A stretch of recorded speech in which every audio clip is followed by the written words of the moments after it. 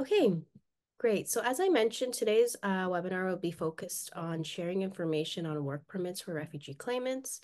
I would now like to introduce our speaker and topic expert for this session, Katya Avalos, who is the Community Engagement Director for the Multi-Agency Partnership of BC, or MAP-BC. Katya has 8 years of experience in the immigrant services sector. She worked with temporary farm workers from Latin America with the Umbrella Mobile Clinic Program, coordinating outdoor clinics for multivariate and vulnerable migrant rural workers. She then joined ISSBC as a settlement worker for the Settlement Orientation Services SOS program, providing orientation and support to help refugee claimants navigate the complex refugee determination system. She is currently the Community Engagement Director for the Multi-Agency Partnership of BC, MAP-BC, a network of over 60 nonprofits, community organizations, government, and non-government agencies that work with and for refugee claimants. Katya has a BA in Political Science from UBC and a Master's in International Studies from SFU with a focus on Latin American public security issues. Katya, I will now pass it over to you. Thanks, Bahar. Hi, everyone. It's so great to see so many familiar names from people attending today. Like Bahar said, my name is Katya Avalos. I'm currently the Community Engagement Director for MAPBC, but I'm speaking today from my experience as a settlement worker for refugee claimants for 5 years. One of the things that you have to keep in mind with the settlement field and with refugee claimants is that things are constantly changing. So I have tried to make this information as up to date as possible. But if you're watching this, 6 months, a year into the future, this information might not be fully accurate. So please do make sure that you check that. And I would like to start my presentation by telling you a little bit about MAP. Can I share my screen, Bahar? Yeah, you I can think go you ahead. have to make me co-host. Oh, you are co-host, so it should work. I Can am you do co-host. 1 second. Why am I not seeing this? Zoom is not my favorite platform. Where is my presentation? Sorry, everyone. 1 second. There we go.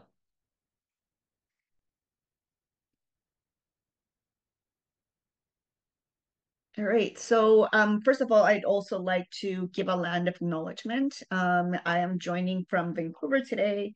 So, we'd like to acknowledge that we are meeting from the traditional and unceded ancestral territories of the Musqueam, Squamish, and Tsleil-Waututh nations, to whom we owe our recognition and gratitude. And we'd also like to thank Van City for making our work possible. And like I was saying a little bit about MAP-BC, it stands for Multi-Agency Partnership of BC. We're a grassroots networks of up until now 60 nonprofit, government, and non-government organizations that work with and for refugee claimants. And a lot of what we do is we foster collaboration and partnership building in the refugee claimant sector to identify issues and work towards solutions. We meet monthly in person once a month, except for the summer and December, on the fourth Thursday of every month. And part of what we do is we share relevant information through weekly news bulletins. And we are, as of fairly recently, the last few months, focusing on capacity building presentations online on topics relevant to refugee claimants and to you folks who work with them. And we also work to amplify the voices of refugee claimants through public engagement events like World Refugee Day, which is coming up on June 20th. So please save the date.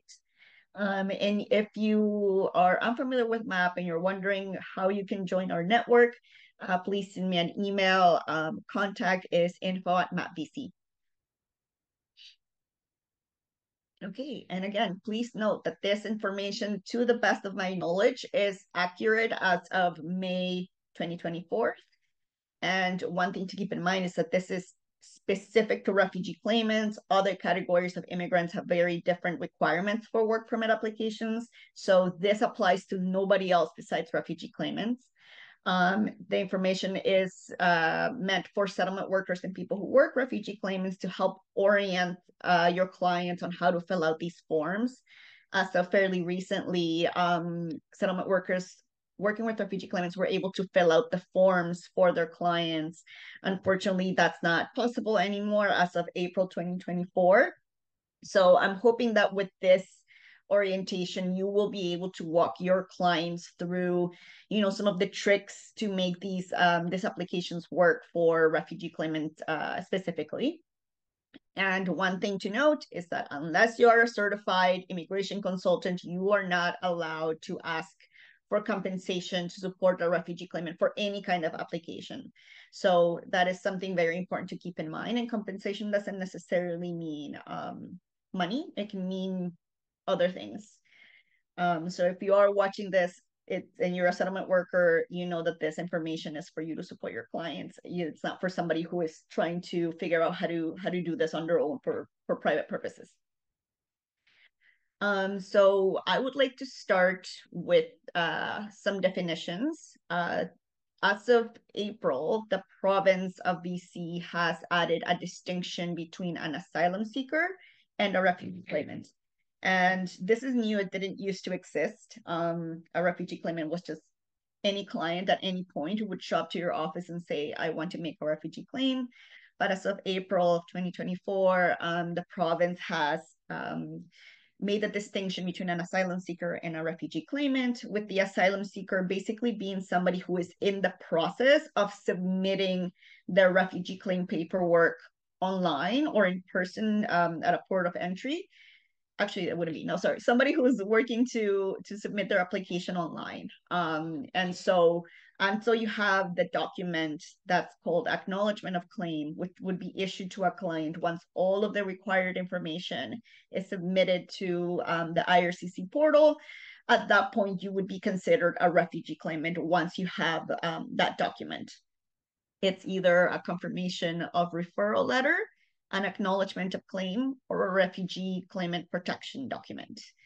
And if I know a lot of you may be brand new, newly hired under the Safe Haven program, start memorizing these distinctions because they will impact eligibility for your clients. Another definition to keep in mind that you might hear is a PRA applicant. So what is a PRA? It stands for pre-removal risk assessment, and a PRA application may be given to somebody who is intending to make a refugee claim, but is found to be ineligible for a number of reasons. So for instance, if you have clients who have made it to BC or to Canada by land and has crossed the border, they may have gone through the US, and at that point they may have had to make a refugee claim there as part of the US immigration process, especially for people who are traveling by land from like Mexico, US, Canada. And so if somebody has made a claim in the US or UK, Australia, New Zealand, obviously you would most commonly see it from the US. If this person has made a claim, they would be found ineligible to make a new claim in Canada, and they would be referred to the PRA process, to the pre-removal risk assessment process. And it is a very similar process. It is, instead of the Immigration Refugee Board giving the client a hearing and determining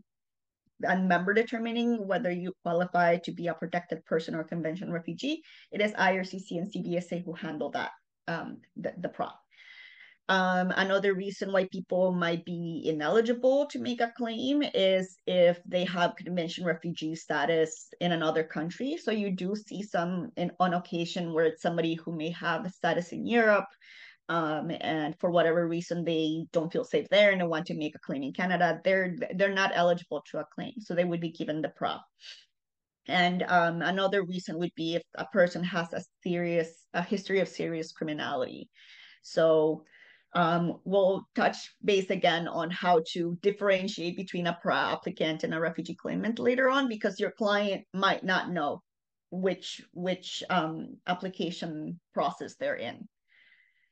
Um, and so these are the um, forms or documents that you should be familiarizing yourself with. The first one is the acknowledgement of claim on the left-hand side. It's exactly what it says. It's basically IRCC saying we acknowledge that this person is intending to make a refugee claim. And this is given to them once they have submitted all of their paperwork, usually with the help of their lawyers on the IRCC refugee claim portal. Everything has been submitted, the basis of claim, all the supporting information and documents. And at this point, with the acknowledgement of claim, the person would be considered a refugee claimant, no longer an asylum seeker. After they have this document, they are scheduled to have an eligibility interview with IRCC. And at that point, the IRCC would decide, if this person hasn't made a claim in another country, if they don't have a serious criminality history, they would be referred to the Immigration Refugee Board and given this document, which is called Refugee Protection Claimant Document. I call it the RPCD. Some people might call it the Refugee ID. And it would have the information is blacked out, but it would have the person's photograph. It would have their name as it's spelled on their passport. It would have basically all of the biographical information that appears on this document would have been taken exactly from their passport or whatever identity document they gave to IRCC. And it also has the important information like the UCI that you see on the right top corner there. That information is very important because that's how IRCC, that's basically their ID number, the client's ID number with IRCC. Another important document that you should familiarize yourself with is the medical exam form. The IME stands for Immigration Medical Exam. And it looks like this. Basically, this is just to confirm that the client has made it through their eligibility interview and has had their medical exam completed, which is part of the requirements to process a work permit application. And so when you are requesting the initial work permit, basically this is done automatically through the refugee claim portal. Again, it might be the client or the lawyer who has access to this. Settlement workers do not have access to this. It is only the person's legal representative. And the way that it is done, it is just one of the questions on the portal. It'll ask, do you want to request a work permit? The person ticks yes. And so it is processed automatically once they have completed their medical exam, their biometrics appointment, and their eligibility interview, which are part of the initial steps of the claim. And so they would be given at the eligibility interview, they would be given the RPCD, the yellow document. And basically they will be given no notice that the application is going to be sent out. They're given a notice that it has been mailed out. So it's very important for you to remind your clients to keep their address with IRCC up to date. Because, when people first arrive in the country, they may be staying, they may have no fixed address, they may be staying at a shelter, or they may have been staying at an Airbnb, whatever. So if IRCC doesn't have a new updated address, they will have sent the permit to whatever address you gave them. And at that point, there's no way for the claimant to contact IRCC and let them know to send them a new permit to their current address. It will be returned to the sender, and at that point you have to reapply for a new work permit, blah, blah. So please just remind your clients to keep their the information in the portal up to date. It can also be done through the IRCC web form or through the client's lawyer. So just keep in mind, because like I said, they will notify the client that the work permit has been mailed out. But at that point, like it's out in the mail, there's no chance for them to say, oh, please email it to this address instead, or mail it to this address instead. And because a lot of clients may not have a stable address, for the first few months that they're in Canada, one of the things that can be done is to give the mailing address as the client's lawyer's address or a family member or somebody who has a more stable living situation, so that IRCC knows anything that is to be mailed out, and it usually only is the work permit, to send it to this address instead of the residential address. But again, the client would have to check with their lawyer or family member that that's okay for them to do. Just whatever you do, make sure that it is up to date. And so that's pretty easy. The second part is renewing a work permit application. So the work permit usually is given for 1 to 2 years. You have to apply for the renewal prior to the expiration of the current permit. And the reason for that is, as long as you've sent the application prior to the expiry date of the current document, you can continue working until the new work permit arrives without an issue. Sometimes it takes a few months. I've seen people who take years to get a work permit application for whatever reason. IRCC can be very slow and they're very inconsistent. So as long as the application has been sent, they're fine. However, if the permit has already expired and they're applying for a new permit, technically they should not be working. So to renew the work permit, the easiest way to do it is to do it online. It's basically very easy, 4 steps. You fill in the permit application form. You will know that code by heart by the end of your settlement worker days. IMM 5710 is the work permit application form. So that's step 1. To do it online, you have to create a GCKey account. And then create the application on the GSEK account, upload and submit all of the required documents. And once you have submitted everything, it will give you a confirmation letter and an application number. In some cases, the client might have to pay for the application. So if that's necessary, it can be done directly on the GCKey account. You can also renew the work permit by mail. So sometimes the clients don't have the necessary documentation to send the application online. For instance, there's people who may have absolutely no ID, who don't have, a passport or any of the required documents that you need to send it online. So they may choose to send it by mail. It's the same thing. You fill out the same application form, you photocopy all the necessary documents, and usually if you are applying by mail, it means that you have to pay a fee. And the reason for that is that, maybe somebody who's been refused their during their hearing, and so now they're appealing, and at that point you would have to pay for the permit. And a payment would be needed, again, if the client has had a negative decision to their hearing and is in the appeals process. If a client is making a humanitarian compassionate grounds application, or if the client is in the PROP process, the pre-removal risk assessment. With PROP clients, because if you were to do it online on the portal, there's no payment associated with that first initial work permit. So if you are a PROP applicant, you have to pay for the permit. It cannot be processed automatically on the portal, on the refugee claim portal. So you would have to submit an application online as though you were applying for a renewal, essentially, and include the payment so that your application is processed. Okay. And how do you know if somebody is a refugee claimant or has submitted a refugee claim, or if they are in the PROP process?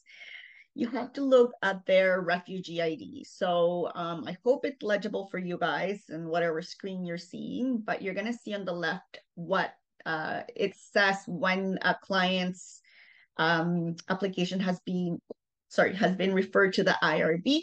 Oh, darn. Okay. It will say, as you see in that little square, the claim has been determined to be eligible for a decision by the Refugee Protection Division, and has been referred to the Immigration Refugee Board. And if you look at the right-hand side, it says, for whatever reason, the person is ineligible. You see it in the little red square. And underneath, it'll say that they are applying for a pre-removal risk assessment, or PROP. So if it is the kind that you have on your left-hand side, and the person hasn't had their hearing, has not had a negative decision, or had their hearing and had a positive decision, then there are no fees associated with the application.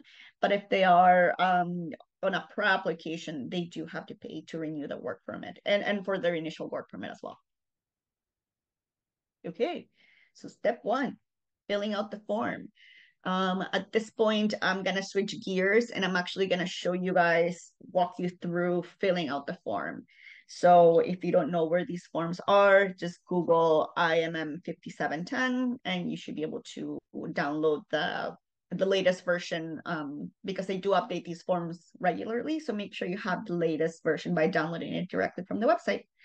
And hopefully you guys can see my share screen. Okay. Are you guys seeing the PDF Yeah, application to change application. conditions? Yeah. Okay, wonderful. So this is form IMM 5710. I've started filling out some information, but I really want to walk you guys through it. Make sure when you're filling this information that it matches or that you're following the client's refugee ID, the RPCD, because this is the information that immigration has for them, right? So like I said, their UCI would be here. So I'm just gonna fill out random information here. If it's an application that you're applying for the first time with a FRA applicant, it would be this one. Um, it would be apply for a work permit with the same employer if it's a renewal. It would never be restore my status as a worker because you can select those at the same time. Just make sure it's either apply for a work permit with the same employer or apply for a work permit for the first time or with a new employer, whichever the case may be. It's not hugely important, but it would be either of those two. So we're creating a fake fictional Jennifer Lopez is applying for a Canadian work permit as a refugee claimant. And so I'm just going to go through some of the things that are, that you may come across or that your clients may come across. If the person has ever had another legal name, you would tick yes here. I once had a client who they were a rapper, so they're like, should I use my rapper name here?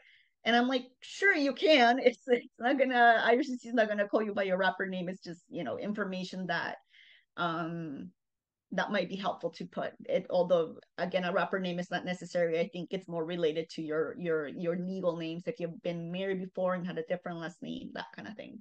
So we're gonna pretend that no, the person has the same name. Um, Jennifer Lopez is from Colombia and she was born in 1995. You can select the sex. They've added unknown and another gender to the list, which is wonderful. So for simplicity's sake, we're going to say that she's female and her current country of residence is Canada. And this is one of the important things that you have to keep an eye for. If it's a refugee claimant or applicant, I would usually just say refugee claimant. You can say other, can say pra. The reason I don't do that is because then you have to say from which date to which date. If it's a pra applicant or a refugee claimant, it's easier to just say refugee claimant. If the person has already been accepted as a protected person, you would select protected person. One thing to keep in mind why some of these fields in this form are not as critical for refugee claimants is because you have to keep in mind that this work permit would be the same if it's a visitor applying for a work permit to stay in Canada or a refugee claimant who's already here, is going to be here for the duration of their process. IRCC knows that IRCC wants them to have this work permit, so they're not going to make it super difficult for them to get it, or they're not going to put a lot of barriers for them to get it.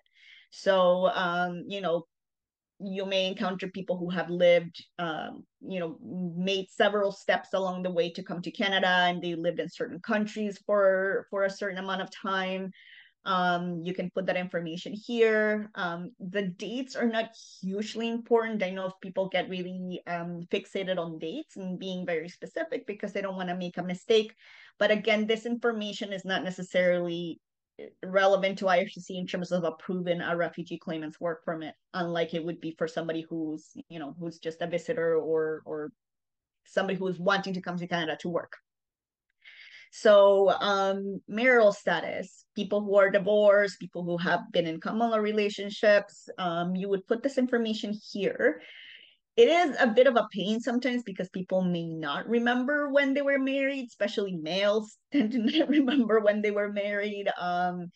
So if the exact date in which they got married is not available, an approximate date, the year, and I don't know, January 1st, whatever, right? It's not information that's gonna affect their acceptance for a permit. So we're gonna say that she, for the purposes of keeping it simple, she was single. She has not been previously married. Again, see, this information is like you have to say from when to when they were married, the person's date of birth. If it's their ex and they, divorced 10 years ago, they might not know this information. So it's not terribly relevant. So languages, I work primarily with the Spanish speaking community, so we're going to say that they were Spanish. Communicating in English and French, again, this would be relevant. Like, people are afraid to say that they don't speak English, and I'm like, if you don't, that's fine. You're a claimant, you just arrived. It would be relevant if it's somebody who is, applying to come to Canada and they don't speak English or French, then it might be an issue for IRCC. But if you're just, a refugee claimant and you don't speak English, that's fine. Have you ever had been assessed by a designated agency for your language? Again, not terribly important. And here's something that is a common issue, passport numbers. A lot of the time, people either don't have a passport or their passport is expired. Refugee claimants cannot apply to renew their passports. So if that is the case, and their passport is already expired, I'm just going to give you guys an example. So she's, she's from Colombia. So let's say this was issued, I don't know, last year. Oops, sorry. And let's say it expired in January. It's going to give you an error. It's not going to let you go through if the application is if the expiry date has already happened. So just put whatever date in the future. It's not terribly important. When the person who is reviewing this application looks at this date, it's not going to be a reason for them to deny a work permit. It's just a trick to let you continue, to let the form continue, allow you to keep going. National identity document, not terribly important. If the main document that IRCC uses to identify people is their passport.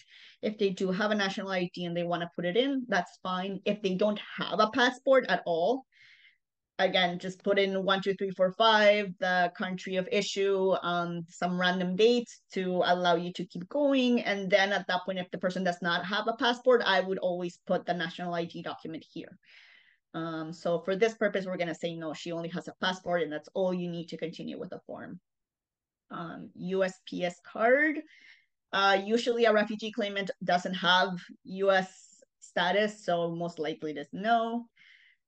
Contact information, I've just filled out some information here. Like I said, this is where you can put the mailing address as something different than the residential address, so that their permit gets sent to a safe address. If the client is in a situation where they don't have a fixed address, or they're facing homelessness, check with them to see if they have a trusted address where they can send the permit. I'm just gonna say no for now. Oh wait, no, yes, the same as residential address. Yeah. So if the person is getting their work permit sent to the address where they live, you would select yes. I've just put in my my work email there so I can make this application go through. The date of original entry to Canada. Somebody might have been to Canada more than once. If that's the case, you would put the original date here. Oops. That was before the pandemic. And the place of entry, it could be the border, it could be the airport. So let's say the first time she came to YBR airport. And the original purpose to come to Canada back then, she was a student. And then she went back to her country and something happened and she's now making a refugee claim. So then you would put in the most recent entry to Canada. So let's say she got here in beginning of 2024. And again, let's say at this point she crossed the border. So I don't know, I'm gonna say Peace Arch Park.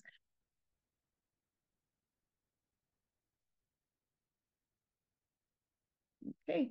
And I'm going to leave this some information here blank. Again, this is because for refugee claimants, this is not necessary. Other categories of immigrants do have to fill this out.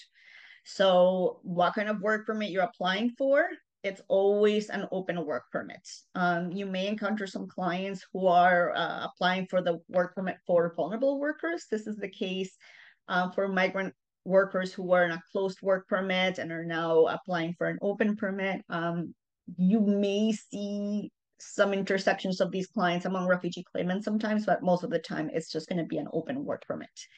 And then you get to leave all of this information blank. All the details of my prospective employer are not necessary for refugee claimants because, you know, they don't know who's going to be employing them most of the time. If they are already working, you know, they don't have to put this in. So keep it simple and just leave this blank.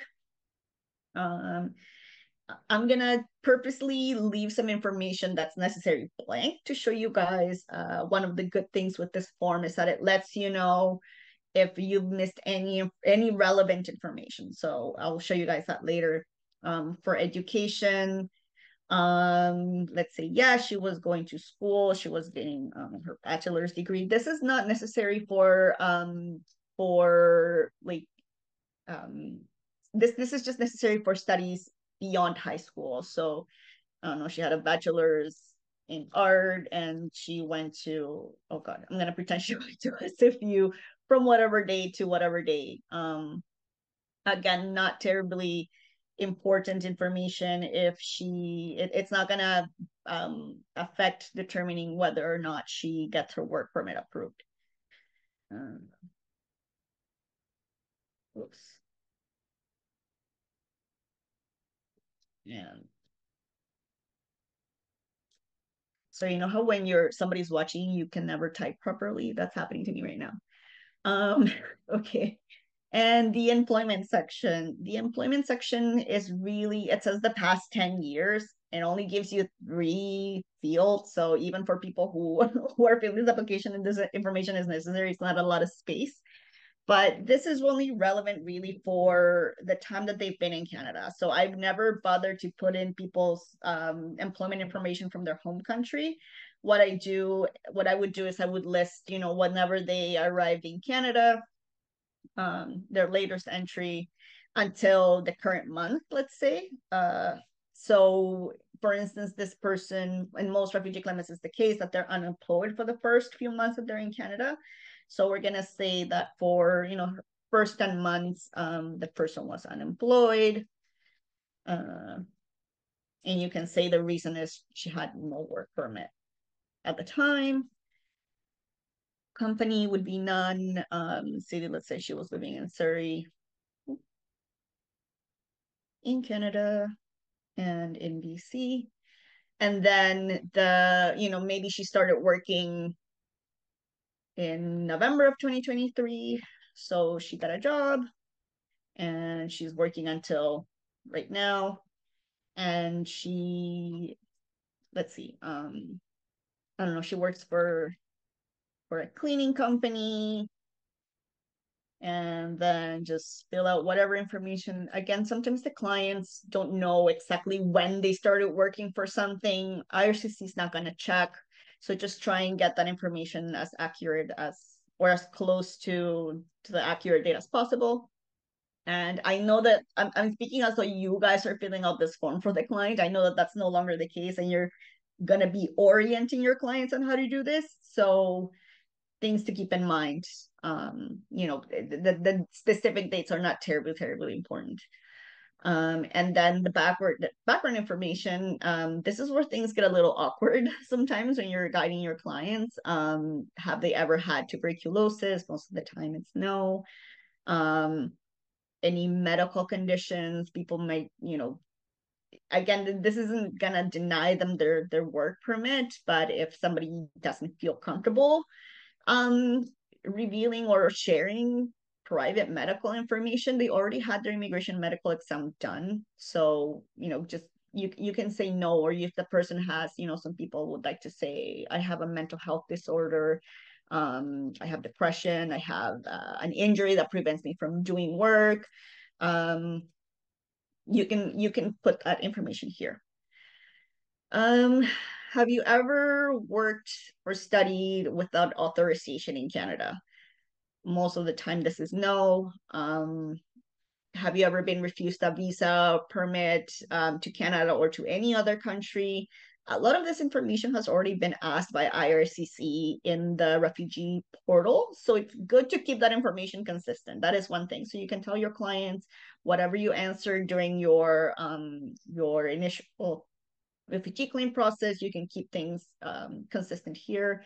So if she was denied at one point and she applied to go to the US and she got denied, you can just say the year I applied for a tourist visa to the US in 2010 and it was denied. No more information necessary. And if she had probably previously applied to enter or to come visit Canada, you would put that information there. If they have committed, been arrested, or convicted of a criminal offense in any country. A lot of the time, people who have been held in immigration detention in the US will ask me if they have to put that here. Realistically, IRCC already has that information. They would already know. I don't consider, being a person without status in the US to be to be a crime. So I would personally say no. But if the person is okay and IRCC again already has this information, they can just put that there. And some countries have compulsory military service. If that is the case, you would say yes. This is where it gets awkward. This is where it gets awkward. So have you ever been a member or associated with a political party or any group or organization which has engaged in or advocated violence as a means of achieving political religious objectives? I don't know anybody who's ever answered yes to that. So I would say no. And then, have you ever witnessed or participated in the ill treatment of prisoners, civilians, looting, or desecration of religious buildings? Again, this is a very loaded question because participating and witness are two very different things. So even if this is the case, if the person, saw this situation, I would just say no. Okay. And then we're getting to the end finally. Do you consent to IRCC contacting you? I honestly would say no. You can say yes, but I don't want IRCC contacting my clients to get feedback from them, and maybe my clients don't speak English, so you can say no. And this is the beauty of this form. It doesn't have to be printed. It is an electronic signature. So remember, guys, I left one question purposely unanswered because Jennifer Lopez is going to sign this today's date. And then because you don't print this, what you do is you hit validate and it will check all the information. If it's correct, it'll give you some barcodes. If not, it will let you know. So it is letting me know that I am missing one question. So we say, okay, and then we go up and review, oh, this is where I left some information missing. So it's a great thing about the form is that it's not going to let you leave anything necessary blank. So we said no, she didn't live in any other countries. And then the other one I left blank. Has a certificate under the provincial nominee program been issued? No. So those are the important sections to the refugee or to the work permit application form for refugee claimants. And I hit validate again. At this point, all the needed information is there.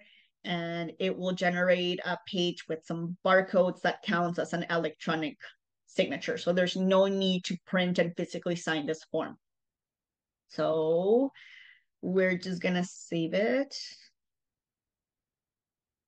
And I'll put it. There we go. So I know that was a lot of information. If you have questions, please do type them into the chat. If you've ever encountered anything with your clients that I didn't cover, or any fields that you think, why is this not relevant to refugee claimants, let me know. And then after you have filled out the form, for some nationalities, I'm not sure why, but for some nationalities, you also have to fill out a family information form. I am M5707. When you're applying online, it will tell you if you need a form for that nationality. I know for sure that Mexicans need that form, and that form you actually do have to print and sign. So that is something to keep in mind if you're doing or guiding somebody with an application online and they're like, I have to fill out this form. Why is that? I don't know. IRCC has some nationalities that you do need to fill out that form, but it will let you know. So I'm just going to share the next step, which would be to submit or to create an application online. So the website that you use is called GC Key for IRCC. So I'm just going to share my browser now. Where is it? One second.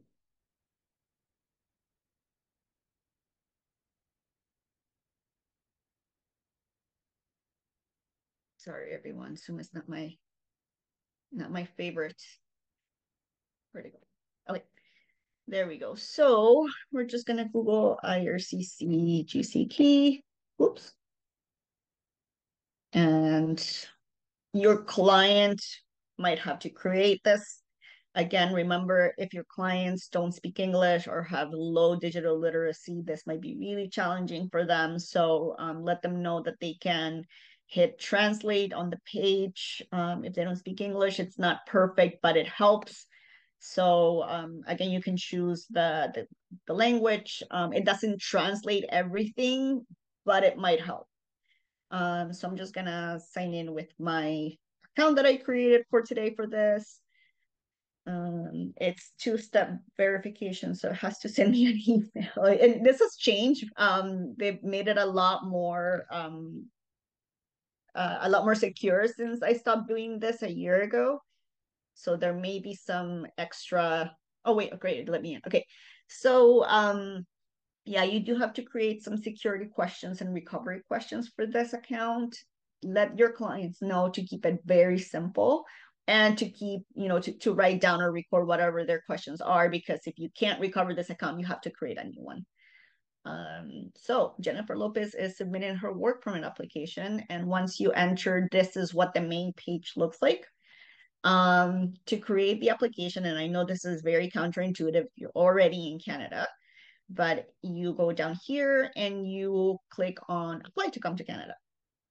And you are gonna select visas or work permits and check if you're eligible to apply. So these are little tricks. Again, it's counterintuitive if somebody's already in Canada and they're applying for refugee claims. So just let them know that this is how it's done.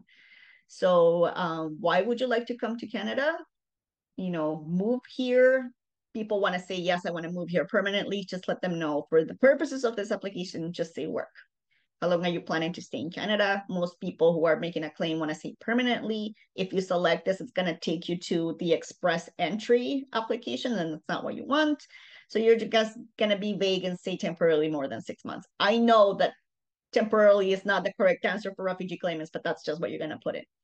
And then the tedious part is filling up all the information.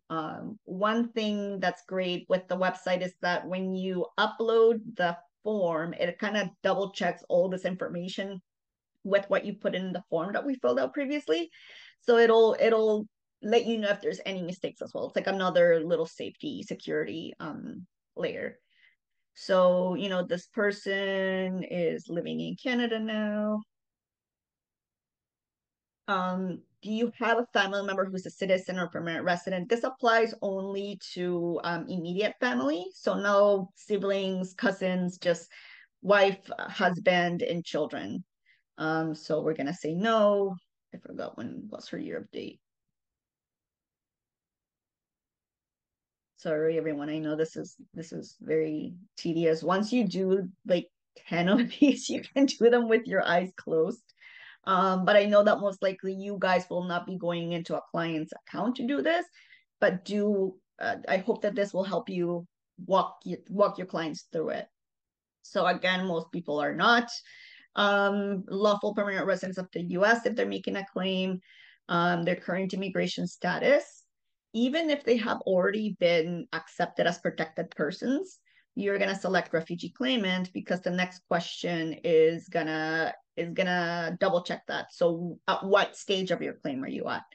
My refugee claim has been sent to the refugee division and no decision has been made. This would be if the person is still waiting for their hearing with the IRB. If the person had their hearing and they were successful, it would be the second option. I have been found to be a convention refugee or protected person. And if the person's application was refused, it would be a decision was made and I have been found not to be a convention refugee. This is what I would select as well if somebody is doing a PRA application because they were referred to the PRA instead of the refugee claim process. And if you select this, it will automatically make it so that you have to pay the fee. So this would be what you would select if you need to pay for a PRA application. So we're gonna say that Jennifer unfortunately had her hearing and it was denied because I want to show you guys what that would look like. So we're gonna keep on going. She's single. What province? She lives in BC. So she's eligible for those. She meets all the requirements for a work permit. So now you have to apply for the work permit to create the application. It's going to ask you for a company, a family member who has status. Again, this would be children and spouses, and status means either PR or citizenship. So if the refugee claimants, most often the answer is no. What type of travel document did you use to enter the country? If the person just, did not have a passport, and this is the case a lot for people who enter through the border, you would select identity document, but most of the time it is passport, even if it's expired. And then have you ever been committed or charged with a criminal offense? For the purposes of demonstrating some of the things that you might encounter, I'm going to say yes. I know I said no on the form, but we're going to say yes here. And had they had their medical exam, their immigration medical exam in the past 12 months. If this is a renewal, because again, the work permits are usually issued for 1 to 2 years, most of the time, it's been more than 12 months since they had their immigration medical exam. For refugee claimants, they would not have left Canada. They would still be living here. They would not have traveled abroad. And again, you have to remember that these applications or some of these questions are relevant to people who are applying to come to Canada to work. So the medical exam is a requirement for those people. For claimants at this point, there's no need to do a second medical exam. So you would say yes, even if it's been more than 12 months, just say yes. Okay. Do you want to submit an application for a family member? If you have clients who, they have children or it's a couple, sometimes they want to do the application on a single account.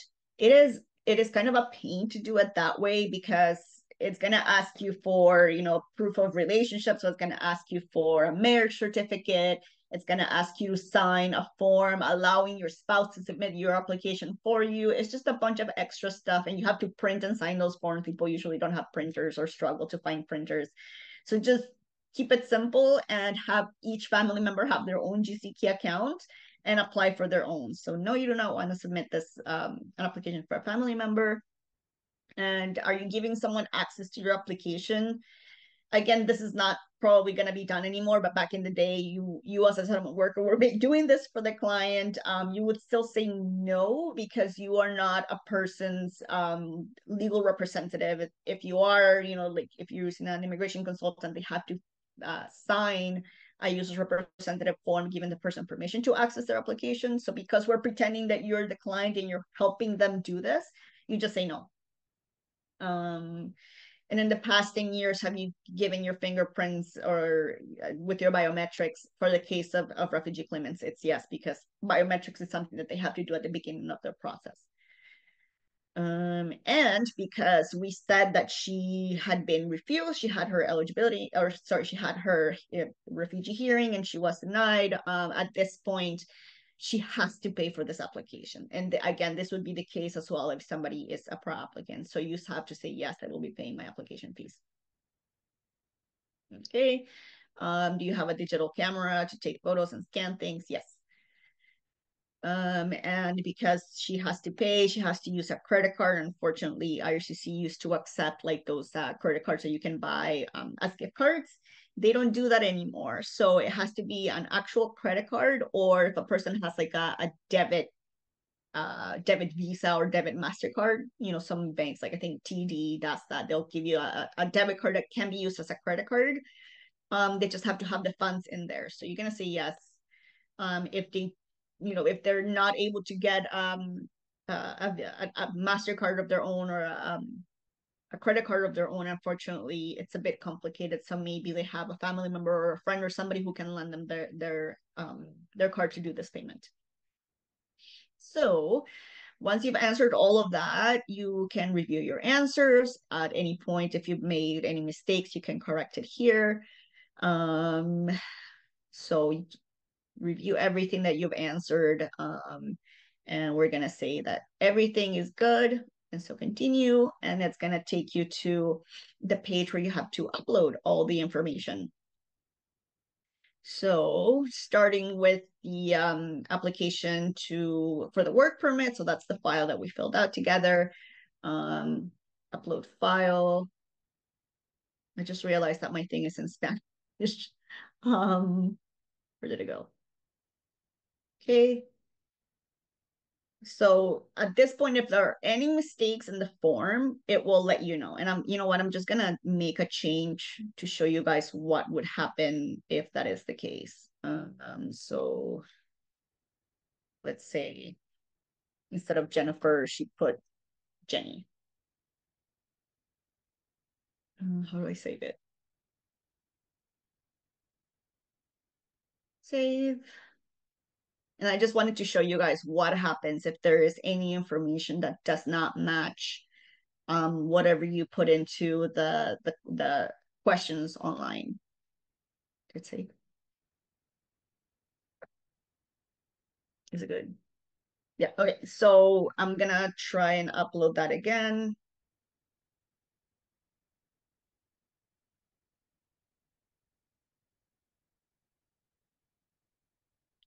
And at this point, the name that I put in, oh, it did work. Okay, that's weird. Let's see what else can be changed. I just realized. Okay, so I'm gonna go back to the form that we had filled out briefly to show you guys. Okay, so let's say that her passport doesn't match. It's something else from what she put down in the GC key. So the issue would be that the issue would be that her passport and her country of origin now don't match. So I'm gonna go back to the website.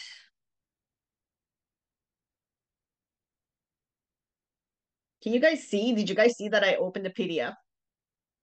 Did I show some that? Bahar? No, I didn't see it. Did anyone else see it? Darn it. Okay, I'm sorry. I knew that was gonna happen. I knew that at some point something was gonna I was gonna switch screens so you guys weren't gonna see it. So what I just did is I went back to the PDF form that we filled out. Jennifer Lopez is from Colombia, and I changed it to Cameroon just as an example of something that can, a typo or something that can happen. So at this point, I'm gonna try and upload the document with incorrect information. And it's letting me know that there's an issue, that I have entered the country of nationality of your passport does not match what you answered here. So I just wanted to show you guys another level of security that or another level of checking the information that is already built into the system. So I'm gonna share the thing now.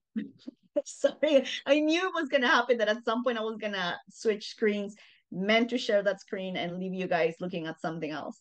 And I know that this is a very riveting topic and information that you guys are seeing. So if you're still awake and following along, thank you. Um, I know it's very tedious.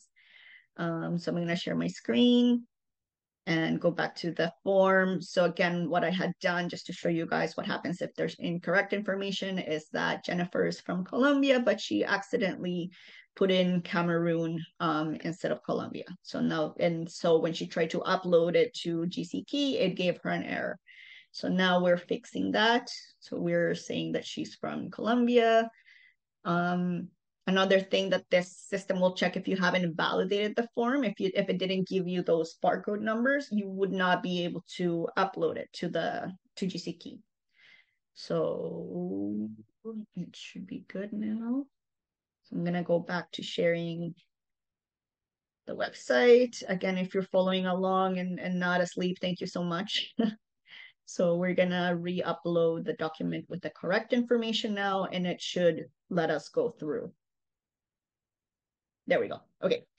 So the document checklist. So these are the things that will be required depending on what we answered with our questions. So because we said that she does have a police record, it'll ask you for a police certificate. I'm not sure what exactly it is, like what exactly the document that IRCC is referring to here is. It says how to find out how to get a police certificate. Don't bother with it. Let's say that, Jennifer had, unfortunately,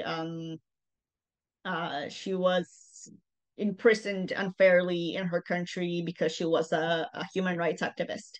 So in any of these fields, if it's something that's missing information, you can write an explanation letter and upload it here. So I would say something like, in a very simple Word document, say, dear IRCC agent, a brief explanation. I was, imprisoned in Colombia in 1995 after I participated in a human rights protest. I was held for 3 months, and then I was released. Usually, again, this is information that IRCC would already know, that they've asked during the interview. This information is asked in paperwork related to refugee claims. So ultimately, IRCC already knows this information. So in my letter, I would say something like, the information of what happened, when it happened, the country it happened in, and letting them know IRCC already has that information. That's all that they need. And so I would upload it here instead of a specific police certificate. The passport, again, if it's expired, it doesn't matter. You can still upload it. Digital photo, usually what I would use is the person's refugee ID. And that's just because it has all of the information that is necessary. The person can upload a selfie, whatever they need. It's just as long as it's a clear photo that shows their entire face and shoulders, it should be okay. I didn't create passport files, but I'm just gonna upload random things so that you guys can see what the next step is. The proof of the upfront medical exam, that's the document that I showed you guys earlier. Again, I'm just uploading random things here so that I can show you guys what the next page is.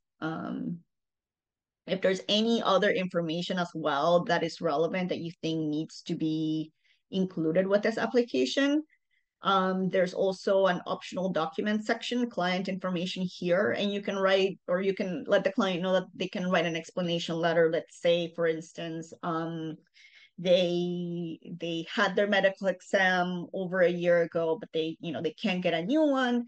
You can put here, dear IRCC agent, I just wanted to let you know that as a refugee claimant, I had my medical exam done in, I don't know, 2020. It's been more than 12 months, but please continue to process my application. And then down here, you'll see the fees that are associated with the application. The work permit fee is $155, and then for some reason it charges you a permit holder fee. I guess you have to pay extra just to have the permit. Refugee claimants are actually exempt from this $100. Unfortunately, if you're doing it through GC Key, it'll automatically charge you that $100. It will be reimbursed to the client. If they have already gotten their work permit and they haven't been reimbursed those $100, you can either call or email IRCC through the web form to process that refund. But usually automatically they will refund the $100 on their own. So at this point, Jennifer Lopez is signing off the application. This would be the last step. And these are the security questions that are asked is whatever the client chose when they created the account. So it is showing me all the information. And then the next step would be to pay for the application. So this is where you would put in all of your card information once the payment would be through. It'll give you a receipt. That receipt will be saved in the person's account. And once everything has been done, the payment has been done within 24 hours, IRCC will issue a document, a confirmation letter of submission, and it will have the date that it was submitted, and it will have an application number. So at that point, if the client's employer is saying, oh, we need your new work permit because yours is expired and you need to have a current one, you can let the client know that they can download that form. It would be here once. Right now it's showing applications you haven't submitted. So once the application would be through, it would actually be up here. And any messages, that's where the confirmation letter would be. So the receipt and the confirmation letter would be issued to the account. It will stay here. Sometimes the employer might need to know more information, like they're not happy that a person that they're working with doesn't have a valid work permit. So as a settlement worker, sometimes you have to advocate, go the extra mile. And what I would do is I would write a letter to the employer. Sorry, Tuesday. I think somebody unmuted themselves by mistake. If you're hearing us, we can hear you as well. Please mute yourself. There we go. Okay, thank you. Yes, so once the application is submitted, it would be here.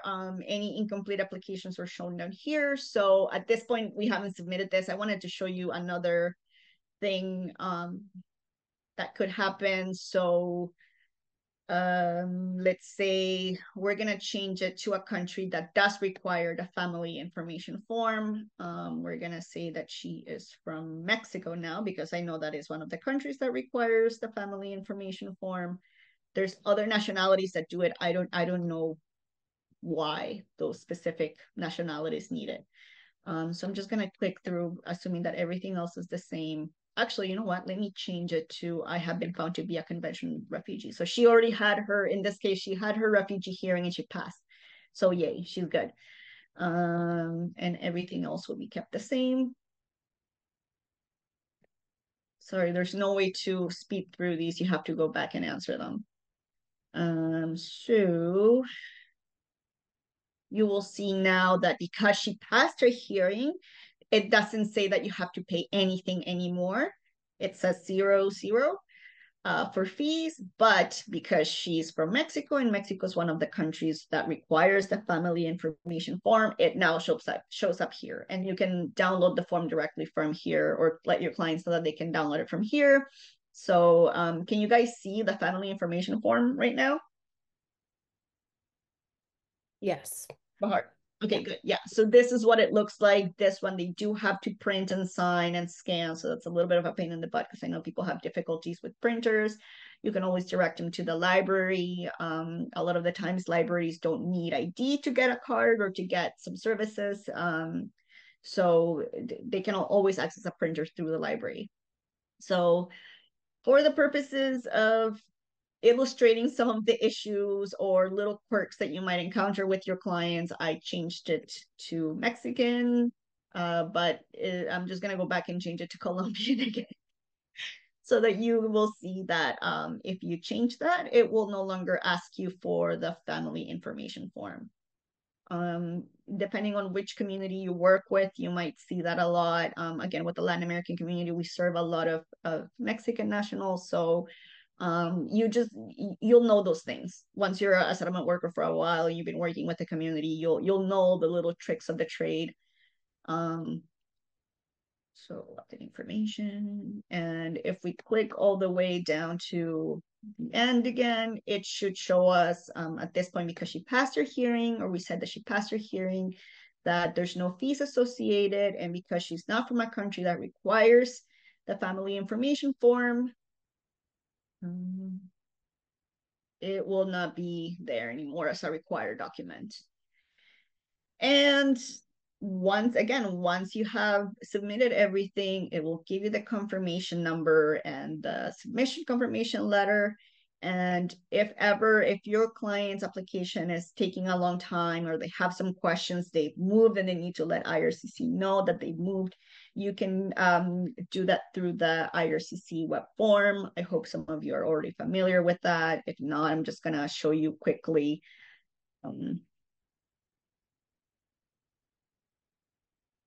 Show you quickly what it looks like. So you will type IRCC web form. It should be the first thing that pops up. And IRCC web form is a way for you to communicate, or for the client to communicate with IRCC regarding any application or contact information, change of contact information. So let's say a work permit is considered a temporary residence permit, right? So we'll say applied online. The type of application was for a work permit. Do you want to add a file for this application? We're going to say no. We're going to pretend that really what's happened is she changed addresses. So here you would say, dear ICC officer, my mailing address has changed to blah, blah, blah, blah, blah. And then you're going to say, please mail it to this